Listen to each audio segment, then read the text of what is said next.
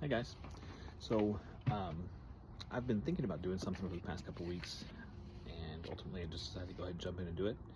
I'm not very good at making videos. I'm not very good at editing them and putting them together and that sort of thing, but I'm going to give it a shot. I love Christmas music. I love the Christmas carols and the stories behind them, and I think a lot of time we kind of gloss over the stories and just kind of recite the lyrics, and it helps us get in the mood for Christmas. It helps us to kind of get our minds and our hearts set sometimes. But I think that we lose track of the depth of meaning behind them at times.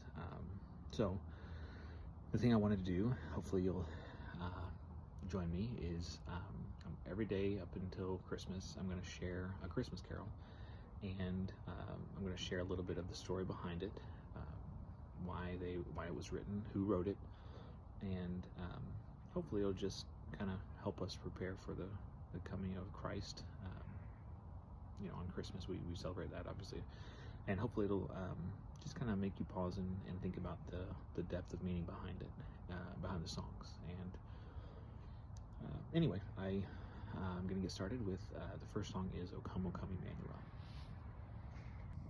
O Come, Immanuel is one of the most profound Advent hymns in Christian history, not only because of its haunting melody, but because of its deep theological roots. Its origins stretch back over 1,000 years to the early monastic church, where believers chanted the O Antiphons during the final days before Christmas. Each antiphon addressed God with a prophetic title drawn from Scripture, expressing both deep longing and steady hope for the Messiah who would come to redeem his people. The hymn we sing today has a poetic weaving of those ancient prayers. Advent begins with longing. Before we get to angels singing, shepherds running, and stars guiding wise men, we sit in the tension of waiting. Israel spent centuries waiting for Emmanuel, God with us, to appear, often through periods of darkness, exile, and silence. This hymn gives voice to that longing.